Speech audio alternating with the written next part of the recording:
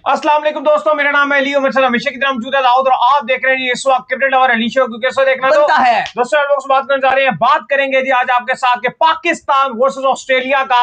अब पहले ओडीआई का टाइम जो है वो आ चुका है, एक दिन अब मजीद जो है इसके अंदर बाकी है और फिर एक्शन जो है वो देखने को मिलेगा। और हमने आपको बताया था कि पाकिस्तान ने अपना स्क्वाड अनाउंस किया था, बड़ी बड़ी तब्दीलियां जो है स्क्वाड के अंदर हुई थी, लेकिन काफी लोगों के सवाल आ रहे थे कि क्या भाई इसकी राइट प्लेइंग 11 क्या होगी, कौन सी प्लेइंग 11 जो है खेलेगी, क्योंकि काफी ज्यादा ओपनर्स भी है पाकिस्तान के पास, मिडिल ऑर्डर के जो ऑप्शंस है वो भी मौजूद है और तो स्पिनर भी पाकिस्तान के पास मौजूद है।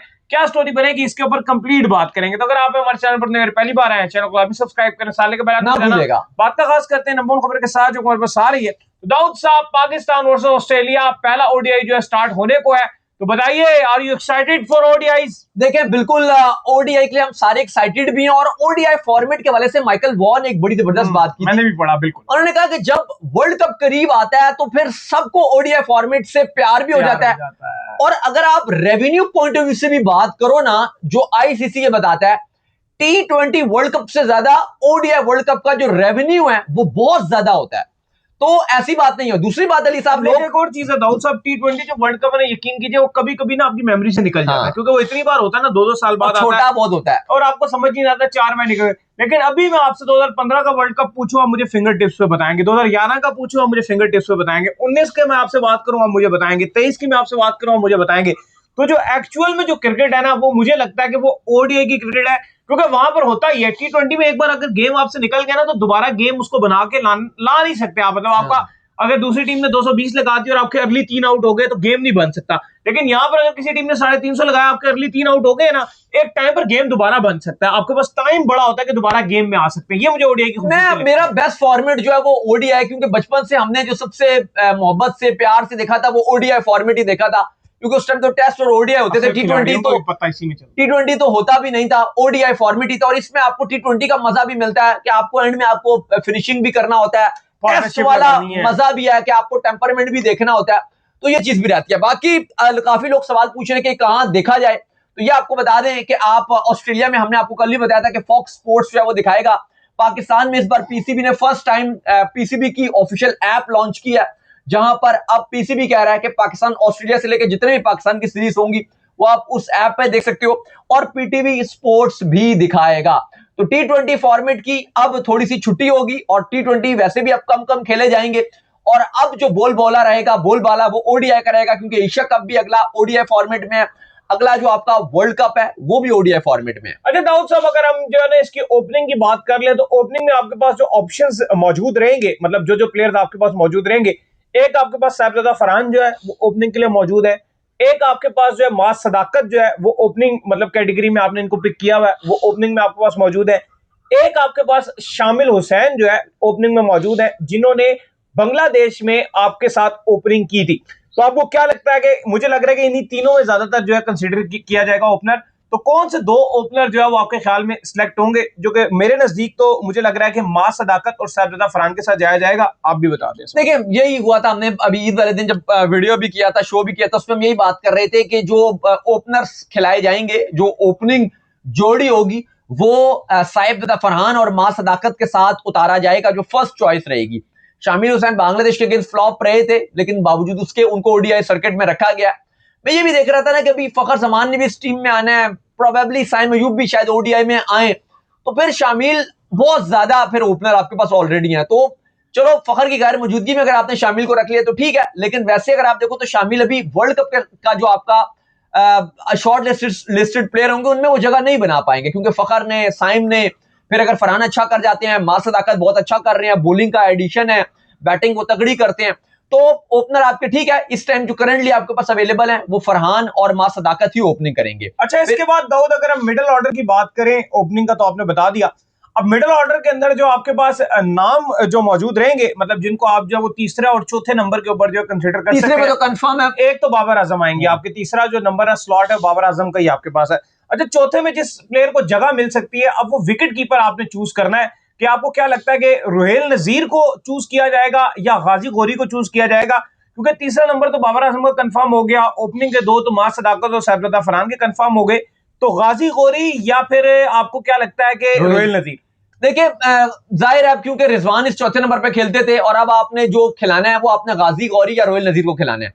देखिए मैं ये समझता हूं कि रोहिल नजीर एक एक्सपीरियंस खिलाड़ी हैं, उन्होंने बहुत रन बनाए हुए हैं फर्स्ट क्लास में, गाजी गौरी ने उतने रन नहीं बनाए, रोहिल नजीर ने बहुत रन बनाए हुए हैं। अगर आपको एक मिच्योर बल्लेबाज चाहिए 4 नंबर का, जो आप चाहते हो कि वाकई 4 नंबर का बल्लेबाज हो जिसने परफॉर्म भी किया हुआ है, फर्स्ट क्लास भी आपके खूब खेले हुए हैं, रन भी बनाए हुए हैं, आपके प्रेसिडेंट ओडीआई कप है उसमें भी रन बनाए हुए हैं, वो रोहिल नजीर है। लेकिन मुझे लगता है कि जो आपकी टीम मैनेजमेंट है उसका जो पलड़ा भारी है वो गाजी गौरी की तरफ है। सरफराज थोड़ा उनको ज्यादा सपोर्ट कर रहे हैं, लेकिन एक्चुअल में रोहिल नजीर को मिलना चाहिए। और बांग्लादेश, और इसका एक और रीजन है जो मुझे लगता है कि गाजी गौरी ही नंबर 4 पे होंगे। बुरे खिलाड़ी नहीं है गाजी गौरी, अच्छे खिलाड़ी, लेकिन इस वक्त राइट इनका बन रहा है क्योंकि बांग्लादेश के अगेंस्ट भी आपने गाजी गौरी को डेब्यू कराया था, इतना बुरा नहीं खेले थे, अच्छे कुछ ड्राइव श्राइव मिले थे, अच्छे शॉट्स खेल रहे थे, टेक्निक बड़ी अच्छी थी, बड़े विराट कोहली जैसा कुछ एक दो शॉट्स उनके कोहली की याद करा रहे थे, उस तरह का थोड़े सॉलिड लग रहे थे, उस तरह के अंदाज में एक आध वो टिकटॉक पे चल रहा था तो वो लिखा हुआ था तो बिल्कुल वैसा लग रहा था, तो मैंने वो देखा था।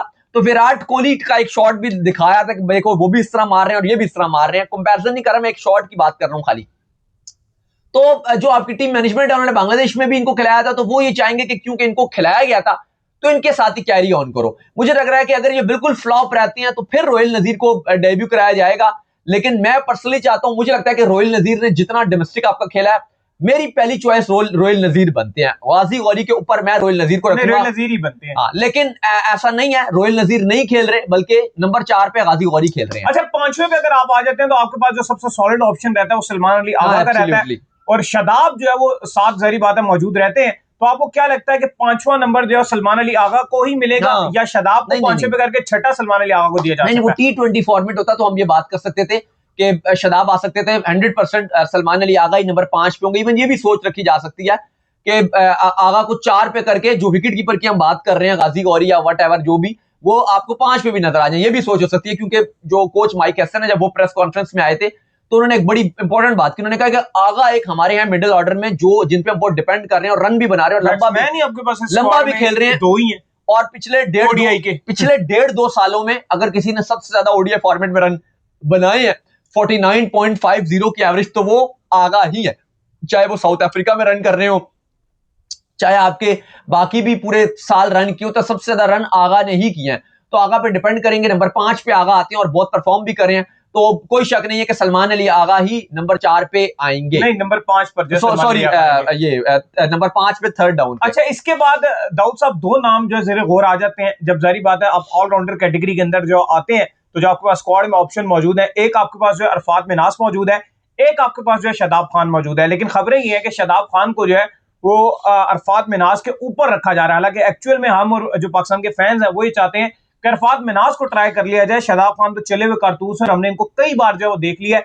T20 होता तो शायद फिर भी शदाब चल जाते, लेकिन ओडीआई के अंदर आपको थोड़ी बहुत 10 ओवर करने होते हैं, 10 ओवर करना ओडीआई के अंदर आसान नहीं है। तो क्या लग रहा है भाई छठे के ऊपर? वैसे मेरे हिसाब में तो शदाब खान ही है, जो उन्होंने बता भी दिया, लग ऐसा ही रहा है।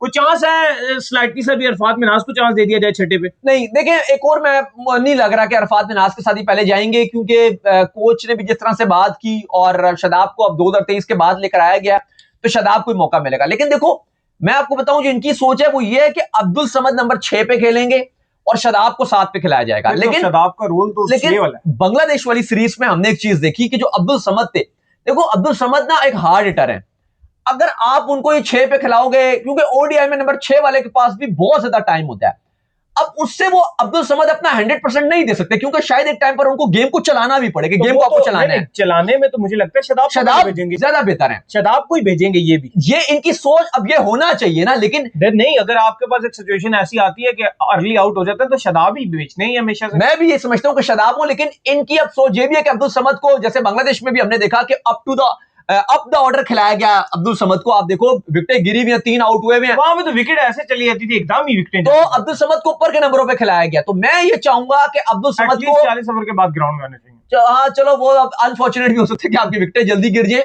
लेकिन एटलीस्ट अगर आपके पास शदाब स्क्वाड में है तो पहले शदाब ही आने चाहिए।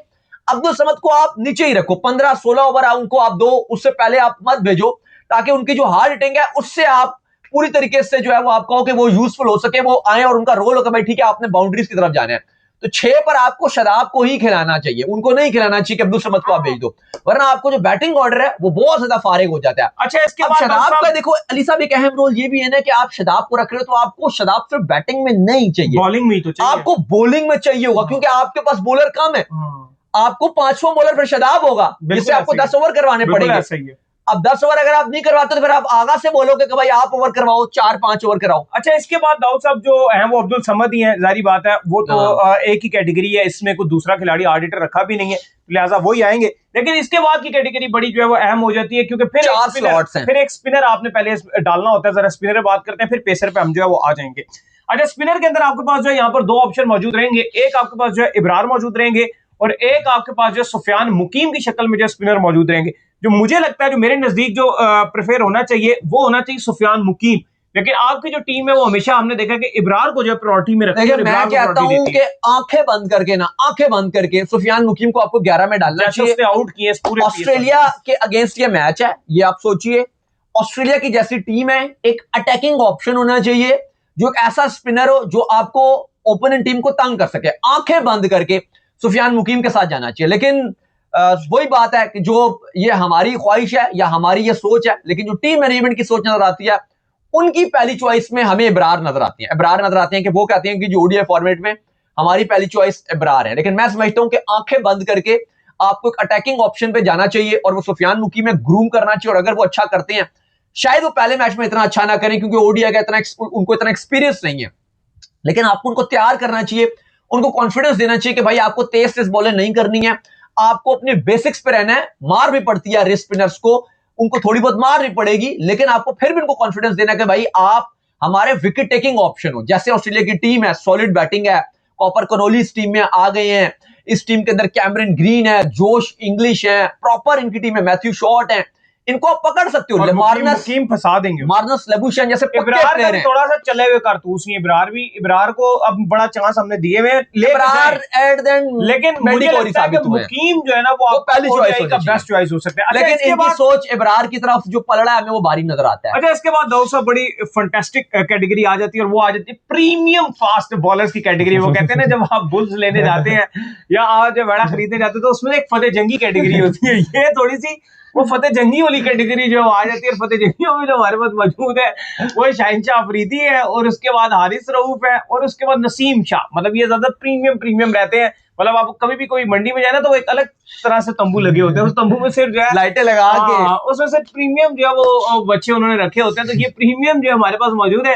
और एक इंसानों में जो है देसी है जिसका नाम है साईवाली दनियाल जो है, अहमद दनियाल, जो कि है तो देसी है लेकिन वैल्यू वाइज जो है वो इन सबसे ऊपर है, टक्कर दे सकता है, फतेह जंगियों को टक्कर दे सकता है, क्योंकि इनका सिर्फ नाम ही होता है। दूसरा वाला देसी जो है वो इनसे ज्यादा अच्छा निकल सकता है। तो क्या लगता है कौन से 3 बॉलर जो होने चाहिए, जो मैं आपको बता देता हूं, जो कि मुझे ऐसा फील होता है जो 3 बॉलर्स होने चाहिए आपके, एक आपके शहनशाह अफरीदी होने चाहिए, एक आपके हारिस रऊफ या नसीम शाह में से एक हो जाए और एक आपके दानियाल हो जाए। मतलब मुझे लगता है नसीम शाह को आप ड्रॉप कर दें, चलो हारिस रऊफ को आप खिला लें और नसीम को आप ड्रॉप कर दें, शहनशाह अफरीदी, हारिस रऊफ, अहमद दानियाल। आपको क्या लगता है फतेह जंगियों की तरफ जाएंगे, एक देसी भी डालेंगे? देखिए, मैं बिल्कुल एग्री करूंगा कि जो बेस्ट अगर आपने 3 खिलाने, क्योंकि कैप्टन है आपके शहनशाह अफरीदी, नसीम की करंट फॉर्म बिल्कुल भी अच्छी नहीं है।